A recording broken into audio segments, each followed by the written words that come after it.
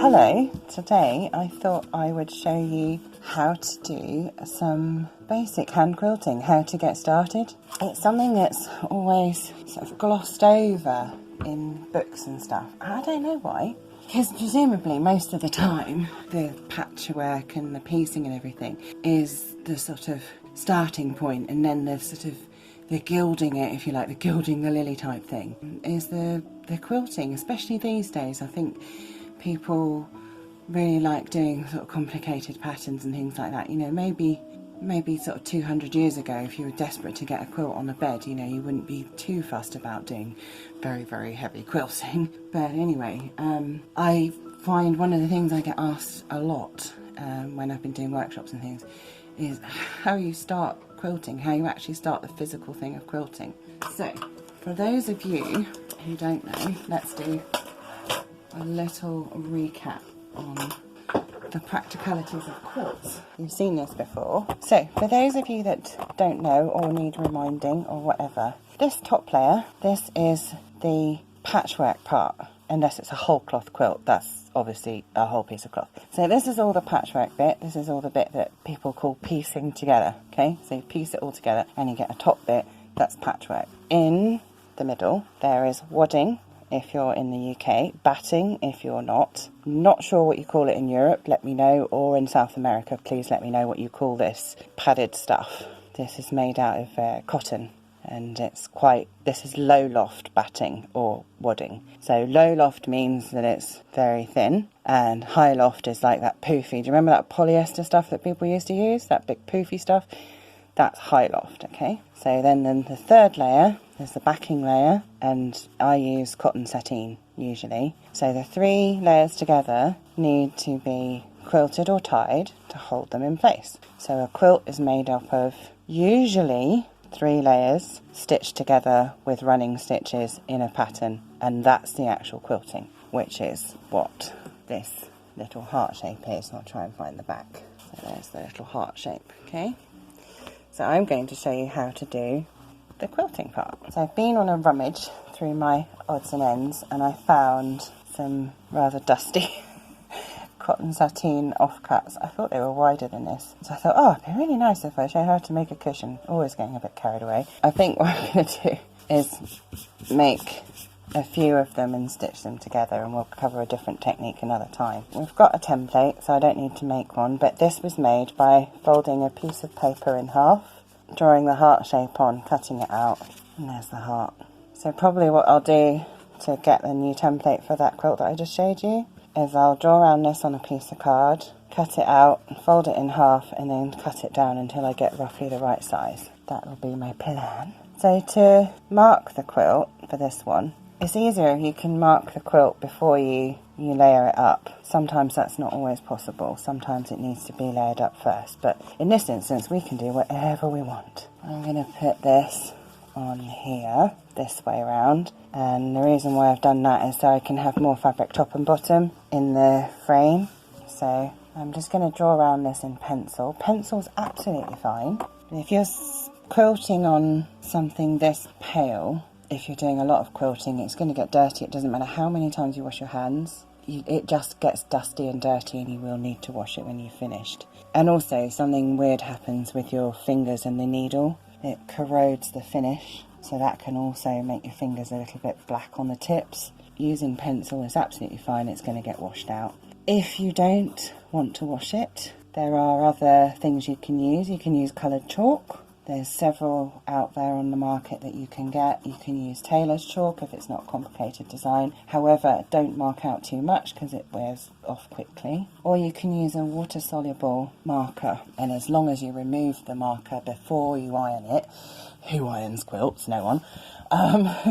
It's fine. So it's perfect for this. But for this video, I'm going to use a pencil because I know everyone's going to have one. And everyone's probably going to have a little bit of off-cut of fabric. If you haven't, if you've got an old pillowcase, perfect. I've marked a bit of fabric up with one heart, and it's really that technical. I love using templates. I know people use stencils and things sometimes, and for more complicated designs that is a good idea. Paper templates are great and they're accessible. So the next thing we need to do is get a bit of wadding. Again, it's hugely covered in bits.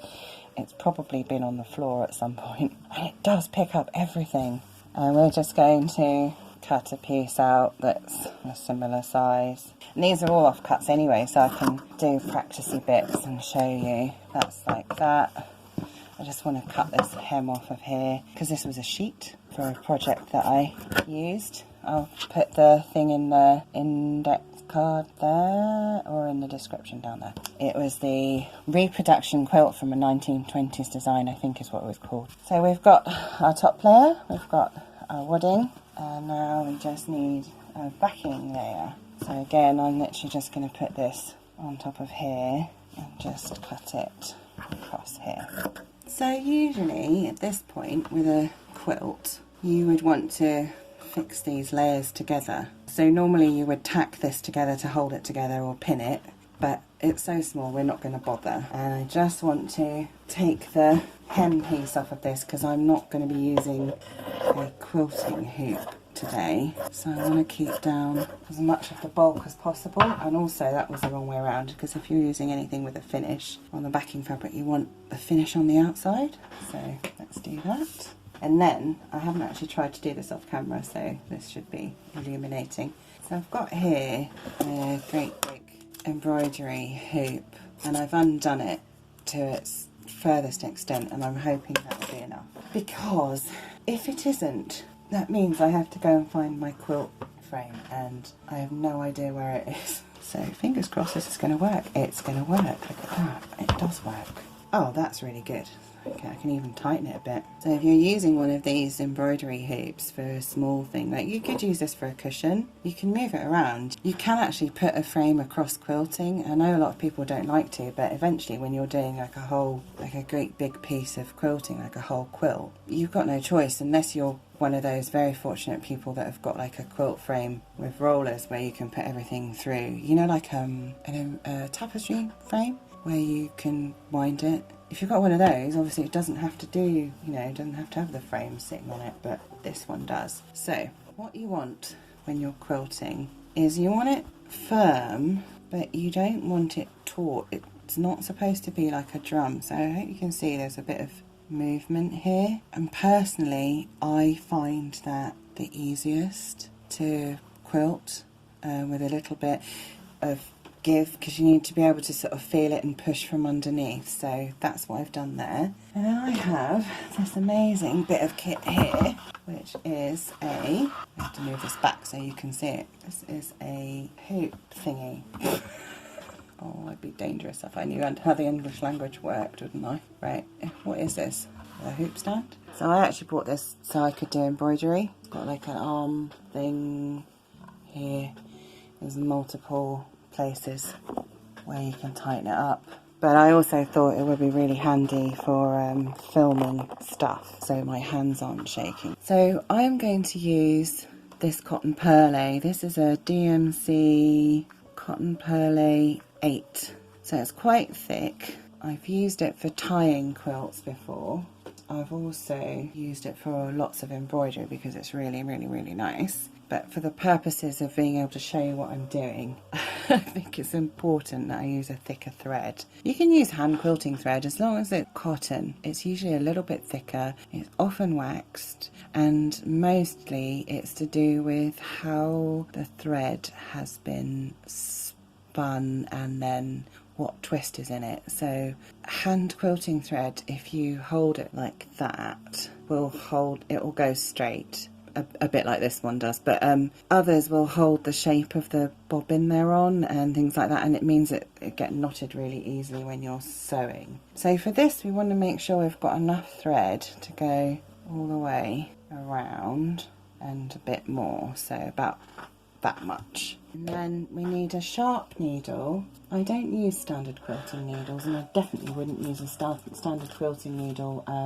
for something like cotton perle because it won't go through the eye. I would usually use something like an applique needle, which is long and sharp, and very occasionally, and sometimes they're called sharps as well. And very occasionally I will use a small chenille needle, which is what I'm using today, which is going to leave massive holes, and I'm sorry. So today I'm using a size 24 chenille needle, and I'm using that so that I can get the thread through the eye, and I've tied a knot in the end as well. So I'm just going to trim off that tail off the knot, and then I'm going to show you how to start. As long as it's a sharp needle and you can get the thread through it, that's the important thing. So for something like a heart shape, I would start either at that point or that point. This one's probably the easiest place to start, but you have to think about what's going to happen with the stitches at the end. Do you want 2 stitches to meet, or do you want a space? I actually don't care, so I'm going to start here. So I'm going to put my needle through on the front, pull it all the way through. I have a thimble on as well, and then you're just going to rotate it. Did you see that pop? Okay, and it popped through. So then we go back into the drawing line somewhere like there, and we've got our first stitch. So with the thread on the front and with your hand behind, your less dominant hand behind, and then we're going to pick up stitches. So I've just put the needle in, and it's just got about 1/4 of the needle is in, and then I'm already pushing from behind to pick up a stitch, and then I'm going to decide how long I want my stitches. My stitches are about 1/8 of an inch, and then I'm going to pick up another one. So I've got 2 stitches sitting on there. You could go for a third one. I'm not very good at that, and it's a slightly short needle for me. So then I'm just going to pull that through. Okay, so I've got the first 2 stitches. So put your less dominant hand underneath, and with your needle you put it in on the line of your drawing, bring it up about 1/8 of an inch away, go back in about 1/8 of an inch away from that, and come up again. And always bring your thread back up onto the front of the work. It's just practice that makes them regular. And what we're going for today on your first attempt, or on your reminder if you've done quilting before, what we're going for today is equal stitches. Not small, not large, just equal. Stitches the same size. That's the important thing. Some people can quilt with minuscule needles and minuscule stitches. I can't. I've been hand quilting for over 30 years and I still can't. I just don't quilt that way. I've tried using different needles, I've tried using different threads. It just doesn't work for me. So for me to get the results that I do it this way. Now when you're turning a corner like this, sometimes you might want to go down to 1 stitch just to get the curve, because I can't move the frame because I'm trying to show you. So you bring it round, and then you can work 1 stitch round on the corner to get the curve in. And also at this angle I'm not pushing well enough from the back, so some of my stitches are missing. I can feel them missing. I'll show you at the end what I mean by that. So you're pulling it firmly but not tight. So you can start to see, can you see the little sort of splay marks here that give it that hand quilted look? So that's what you're aiming for. I really want to show you what happens if you do what I did not on camera. So sometimes it's tempting to just stab stitch away all the way around, just so do a stitch in and do a stitch up, and you end up with it looking quite wobbly.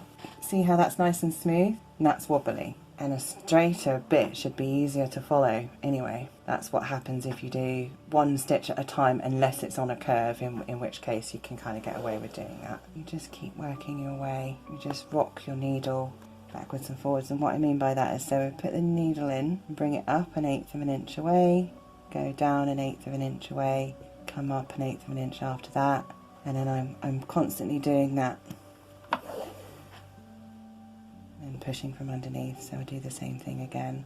And I haven't done any quilting for a few months anyway, actual hand quilting. I've been doing lots of piecing and designing, but I haven't actually done much hand quilting, so I'm always a little bit rusty. My advice to you, if you are doing a larger project for something, They always tell you to start the hand quilting in the middle and work your way out. That's fine if you're up to speed on your quilting. I would either have a separate practice piece, like something like this, just to warm your hands up before you start, or start the first thread on a little bit away from the middle, because the middle is where you'll see first, so which will have your most rubbishy quilting in. So here I've just ended on that stitch there, so I'm just going to go down and make that point of the bottom of the heart. But it's basically running stitch, tidy running stitch through padding. My normal quilting frame is square, not round, so this is fine for small bits of quilting, but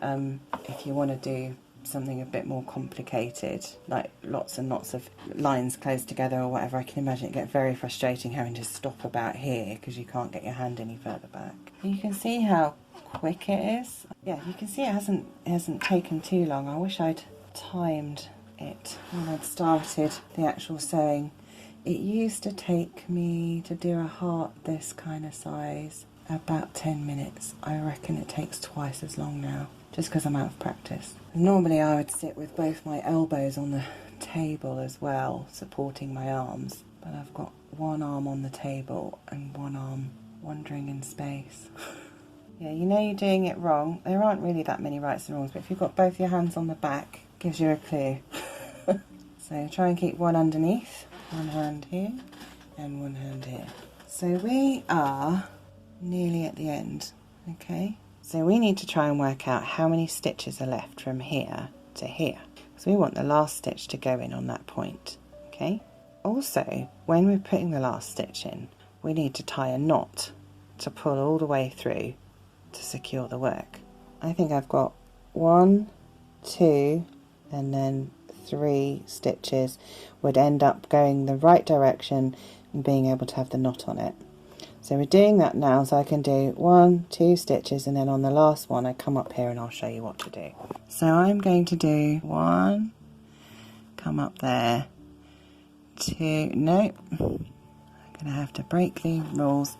So we're going to have to do 1 stitch and then bring that one up as neatly as you can, 2 stitches, and then here, this is where we've got to leave enough room for the last stitch. Just here, we want the stitch to go down there. Okay, so what we need to do is we need to tie a knot here, which is about maybe an inch away from the end, maybe a little bit more. Hold where you want to tie the knot, put your needle next to the nail, your thumbnail. Again, put your thumbnail right on the knot, pull your needle, and then you can get the knot on top of each other. Do you see that? So again, put your nail right next to that knot, put the needle through and pull it all the way, all the way, all the way until it joins onto that knot. Okay, so we've got a bit of a knot going on there now. So now we put the last stitch in, but instead of going all the way through, we're going to put it in the top layer of fabric, and then before it hits the bottom layer, which you can feel underneath, you're going to stitch your needle out as far as you can and push it, and then when you can get it, you need to get the tip of the needle. So, and hopefully we haven't tied the knot so far away that it's going to come out of that hole. We'll soon find out. What you do is you hold your work as close to the stitch as possible. Obviously if it's a bigger piece this is not always easy, and then you start to work it through into that hole. Sometimes you have to pinch it a bit, sometimes a sharp tug like that will do it, and then you just pull, keep pulling, because what you're doing is you're pulling the knot into the wadding, and so that's how you finish off your work. That's pretty much done. It's never coming undone, put it that way. And then you just pull this and trim it off, and that's how you finish the work off. So then it means that there are no knots anywhere on the front or the back. So I have seen people do that, put knots on the front or the back, which is, I suppose if it's a wall hanging, it doesn't matter. That hole will go eventually, by the way. So there's the hand quilting. I can't believe this looks black. It's that colour, it's like magenta. It's really nice. So that's the front. Very nice. Pretty good quilting, even though I do say so myself, considering I haven't done it for months. But even my stitches aren't all the same length. And on the back, you know, I was talking about, oh, I've missed some stitches. So right here, there's a gap there, and there's several gaps here. That's probably where my arm was aching. Or is that to start with? No, that's to start with. But it doesn't matter because it's still like held together. You know, there are odd stitches there, but that's when you've missed a stitch completely. It's like it just hasn't come through to the back. Honestly, don't worry about it. I've been quilting, like I say, for over 30 years, and still happens to me. And at least it is quilted. And if there's any hand quilters out there that are going to say, oh well, that's because you do so and so, yeah, thank you. You do what works for you, and I do what works for me. If you've never had a go at hand quilting, it's really easy. And now you know how to start it, you know how to draw a design, and you know how to finish it off. There we go, got a little quilted heart. And if you wanted to add a little extra oomph, you could do what's called echo quilting, which would be just to follow this quilting line round again, either at a 1/4 of an inch or 1/2 an inch distance. And if you're not confident of doing that, you can mark it out first and then stitch around it. And you'll see a lot of that in the Hawaiian quilting, where you see the echo quilting and they just keep following the shape, and it's really, really effective. So you could do that if you wanted to carry on and do a bit more. Anyway, I hope you've enjoyed today's video, and I hope you'll have a go at doing a bit of hand quilting, especially those of you that are always keen to try all the projects. You know who you are. Talking about my partner, who always comments on the videos, oh, I'm going to do this next. So, sweetheart, if you see this, I would love to see your hand quilting. You can show me anytime, that would be great. And thank you as always for all the support the channel gets, all the Ko-fi donations, and you know, even just watching the videos with the adverts in, you know, I get some AdSense from that. Thanks as always, and remember to subscribe and like things and comment and stuff and that. And you know, I might even get round to posting on Instagram more than once every 6 weeks. Who knows? These things could happen. Anyway, I'll see you again soon. Bye.